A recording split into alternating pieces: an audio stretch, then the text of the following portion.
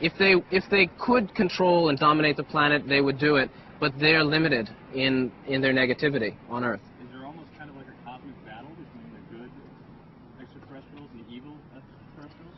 At certain levels in the universe, there are battles between positive and negative groups.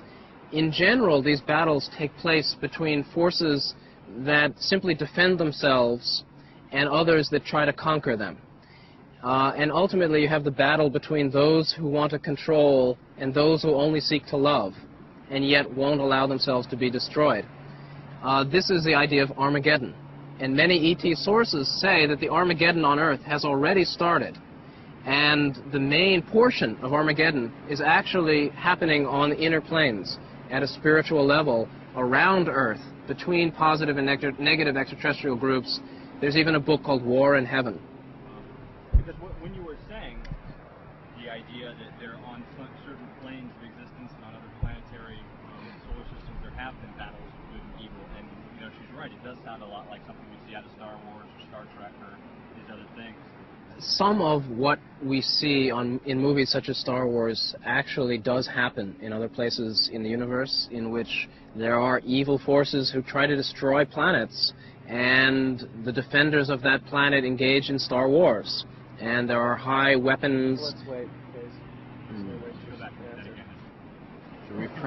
Rephrase it yet again. Well, let's go back again. Once again, what we see in the movies, such as Star Wars and whatnot, does that actually exist on certain planes?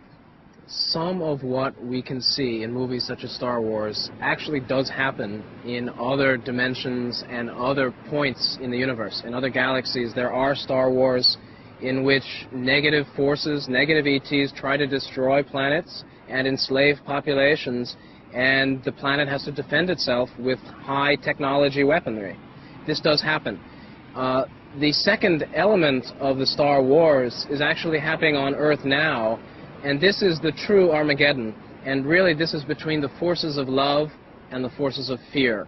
The negative extraterrestrials spread fear and doom and helplessness, and the benevolent extraterrestrials try to offer hope and self-trust, love and kindness. And when an individual feels him or herself falling on one side, following fear or following love, they can be sure that there are unseen forces that are also encouraging them in that direction. So for those who are doing good work, there are benevolent extraterrestrials cheering them on and giving them inspiration. And for those who feel suicidal and self-destructive, angry and fearful, there are negative extraterrestrials also who encourage them to feel worse and hurt themselves. I don't have documents and hard evidence, but I believe that the government has direct contact with extraterrestrial groups, has technology, and has been in relationship physically with extraterrestrial groups at least for 40 years. And I also believe that there will be disclosures and there will be information coming out as to what they know very, very soon.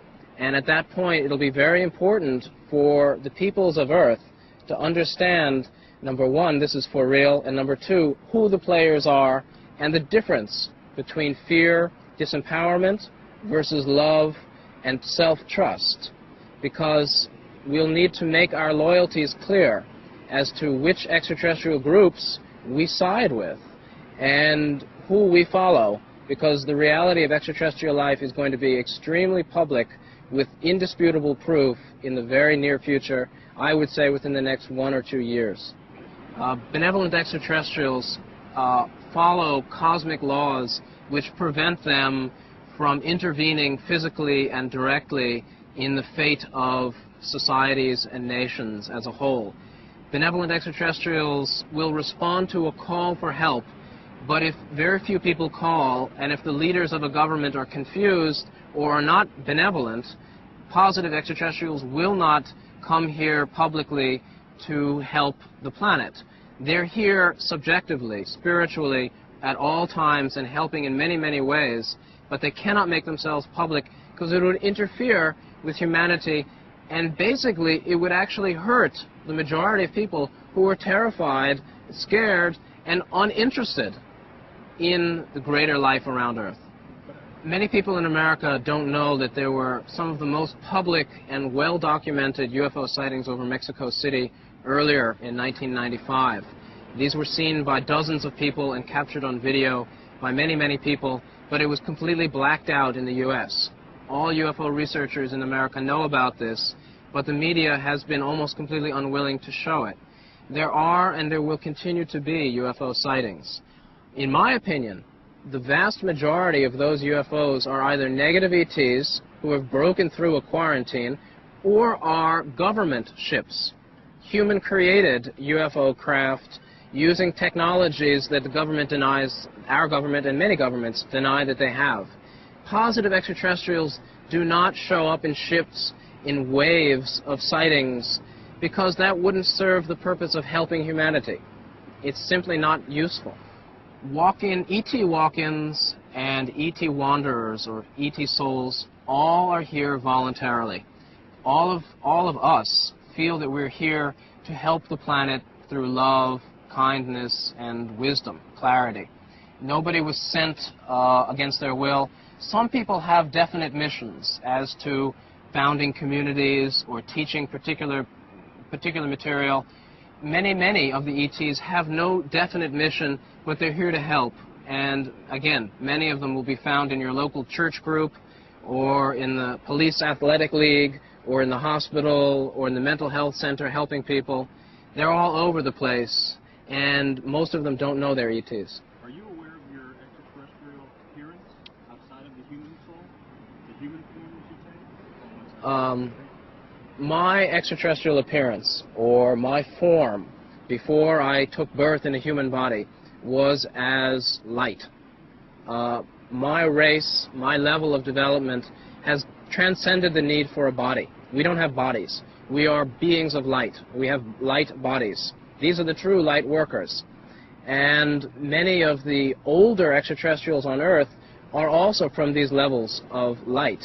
In fact, majority of wanderers, not the children, majority of the old-timers who've been on the planet many incarnations had no body before they came to Earth. They were also beings of light. The ones that we see in the media with the little gray bodies and the ones that are the Palladians, they have bodies because they're not much further advanced than humanity. This is a very important point. Very good. In fact, we could do another show on ETs bodied and disembodied. The higher ones have no bodies, and bodies unimportant. Can you freely come and go from this body? I do travel out of body, although I'm not an adept or I'm not as proficient as it as I'd like. I can travel out of body. I've had many out-of-body experiences, but I'm not at a master level of that skill.